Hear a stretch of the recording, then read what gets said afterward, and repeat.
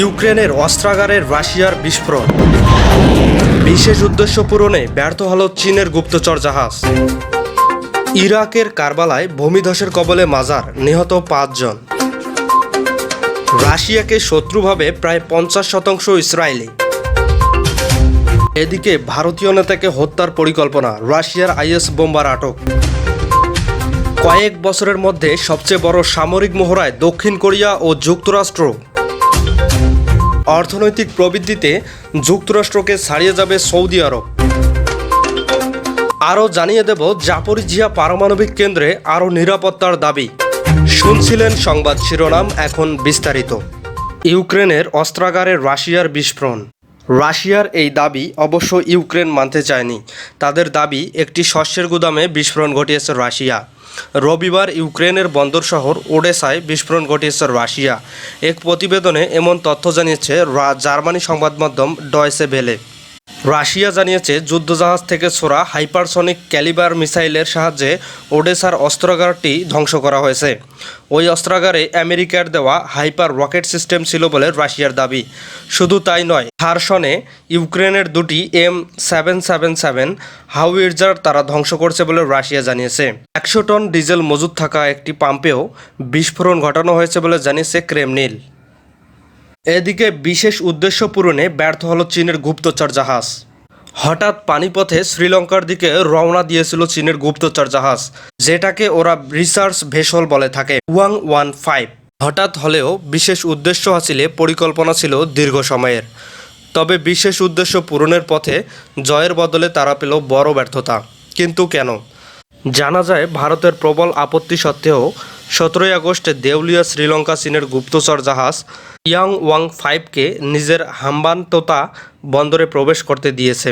চীনের এই জাহাজটিতে রয়েছে অন্তত সফিস্টিকেটেড রাডার সিস্টেম, যা চারপাশের ৭৫০ কিলোমিটার রেডিয়াসের মাধ্যমে যে কোনো মিলিটারি বেস বা ইনস্টলেশন এর সম্পর্কে তথ্য সংগ্রহ করতে সক্ষম।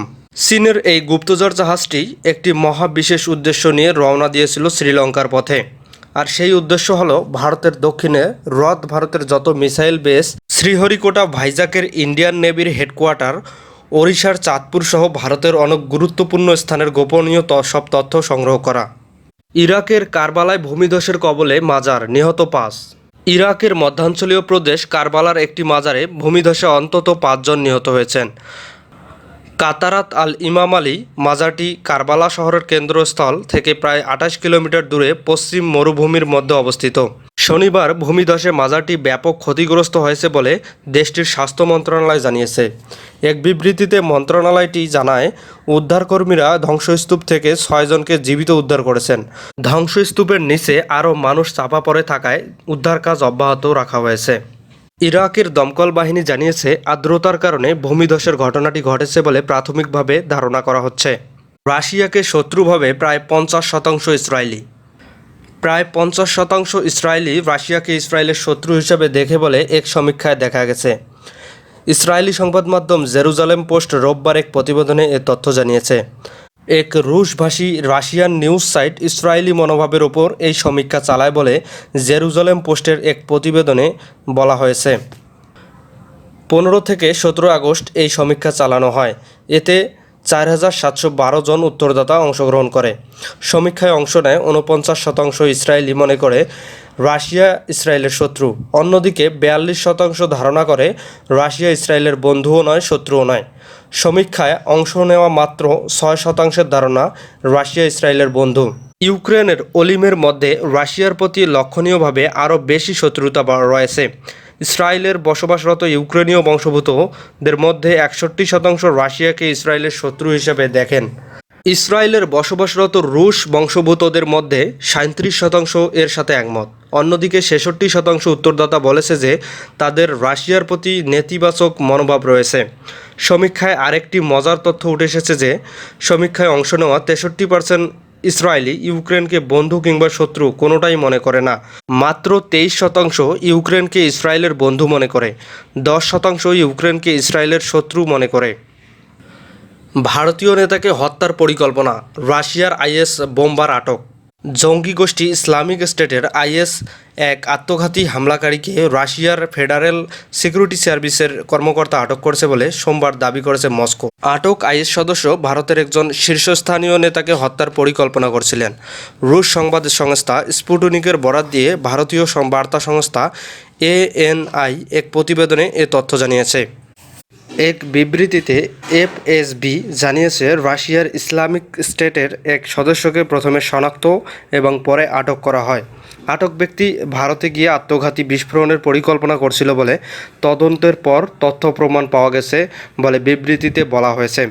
ওই ব্যক্তি আইএসের শীর্ষ নেতার কাছে গিয়ে জঙ্গি সংগঠনটির প্রতি সবসময় অনুগত থাকার শপথ নিয়েছিল বলে বিবৃতিতে বলা হয়েছে। আরও বলা হয়েছে, আটক ব্যক্তিকে তুরস্ক থেকে আত্মঘাতী বোমা হামলাকারী হিসেবে আইএস নিয়োগ দিয়েছিল। কয়েক বছরের মধ্যে সবচেয়ে বড় সামরিক মহড়ায় দক্ষিণ কোরিয়া ও যুক্তরাষ্ট্র। গত 5 বছরের মধ্যে সবচেয়ে বড় সামরিক মহড়ায় দক্ষিণ কোরিয়া ও আমেরিকা। লাখো সেনা যুদ্ধবিমান, যুদ্ধজাহাজ, কামানসহ এ মহড়া। সোমবার 22 আগস্ট থেকে শুরু হয়েছে এই সামরিক মহড়া। উত্তর ও দক্ষিণ কোরিয়ার মধ্যে যথেষ্ট উত্তেজনা আছে। উত্তর কোরিয়ার সঙ্গে আমেরিকার সম্পর্ক ভালো নয়। এই পরিপ্রেক্ষিতে দক্ষিণ কোরিয়া ও আমেরিকা যৌথ সামরিক মহড়া শুরু করেছে। আগামী 1 সেপ্টেম্বর পর্যন্ত তা চলবে। কেন এই মহড়া?